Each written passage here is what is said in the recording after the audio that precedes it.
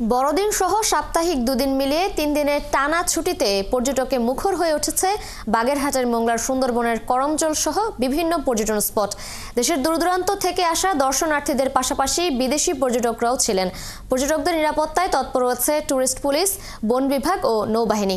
এনামুল হকের তথ্যছবিতে প্রতিবেদন। পশুর পেরিয়ে সুন্দরবনের দিকে ছুটছে পর্যটকবাহী জলযান।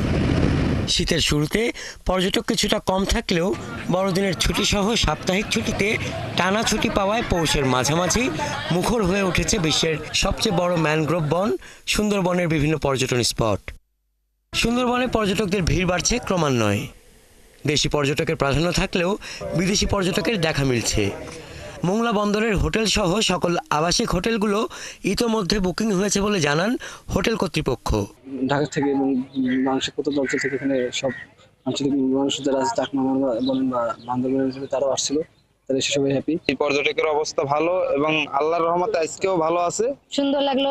ফার্স্ট হচ্ছে আপনার লঞ্চে উঠলাম, নদী দেখলাম, তারপর লঞ্চ ভ্রমণটাও সুন্দর ছিল, তারপর বনে ঢুকলাম, ওয়াচ টাওয়ার ছিল সেখানেও উঠেছিলাম এবং উপর থেকে দেখতে সুন্দরবনটা খুব সুন্দর লাগে। পাখি দেখেছি, হরিণের বাচ্চা দেখেছি, কুমিরের ডিম ছিল, কুমির দেখলাম, তারপরে বানর দেখলাম। ভালো লাগছে। ওভারঅল আমার সুন্দরবনে ফার্স্ট টাইম আসা। সুন্দরবনের সবচেয়ে কাছাকাছি পর্যটন ও বন্যপ্রাণী প্রজনন কেন্দ্র করমজল সহ হারবাড়িয়া, হিরন পয়েন্ট, নীলকমল, কটকা, কচিখালী ও দুবলারচর এলাকায় পর্যটকদের নিরাপদ ভ্রমণে সকল ধরনের সহায়তা করছে বন বিভাগ ও টুরিস্ট পুলিশ।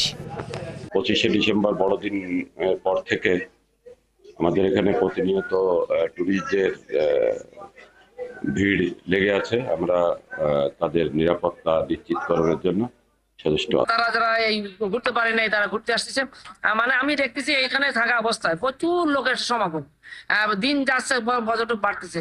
বন্যপ্রাণী এবং মাছের প্রজনন মৌসুম শেষে 3 মাস বন্ধ থাকার পর গত 1 সেপ্টেম্বর আবারও খুলে দেওয়া হয় সুন্দরবনের পর্যটন স্পট। পর্যটন কেন্দ্রগুলো ঘুরে দেখার সুযোগ সুবিধায় তৎপর রয়েছে বিভিন্ন বেসরকারি ট্যুর অপারেটর প্রতিষ্ঠান। হাসান আহমেদ, 71। বড়দিন সহ সাপ্তাহিক দুদিন মিলিয়ে 3 দিনের টানা ছুটিতে পর্যটকে মুখর বাগেরহাটের মোংলার সুন্দরবনের করমজল সহ বিভিন্ন পর্যটন স্পট। সেখানকার খবর জানাতে মোংলা থেকে আমাদের সাথে সরাসরি যুক্ত হচ্ছেন সহকর্মী এনামুল হক।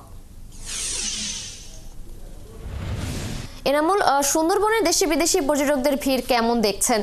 এখানে আসা পর্যটকদের নিরাপত্তায় টুরিস্ট পুলিশ, বন বিভাগ ও নৌবাহিনী সদস্যদের উপস্থিতি কেমন দেখতে পাচ্ছেন?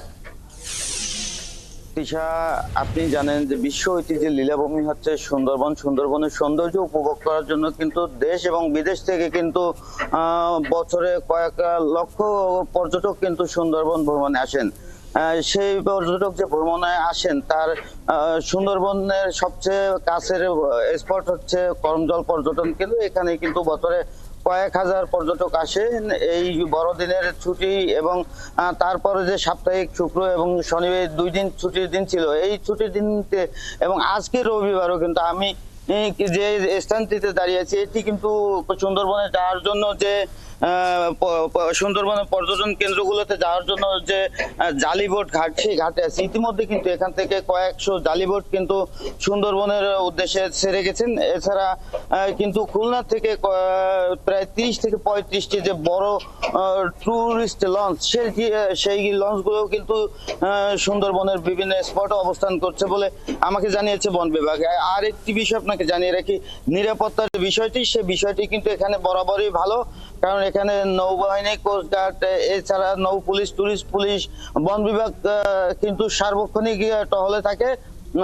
আর টুরিস্টের একটি অভিযোগ আছে, সেটি হলো এখানে যে হোটেল মোটেলের অভাব, সেই হোটেল মোটেল কিন্তু এখানে গড়ে ওঠেনি।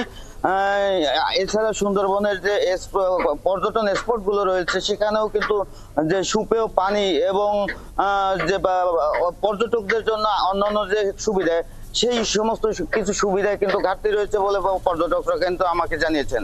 তিশা, এনামুল, ধন্যবাদ আপনাকে। আপনার মাধ্যমে জানছিলাম বড়দিন সহ সাপ্তাহিক ছুটিতে সুন্দরবনে দেশি বিদেশি পর্যটকদের ভিড়।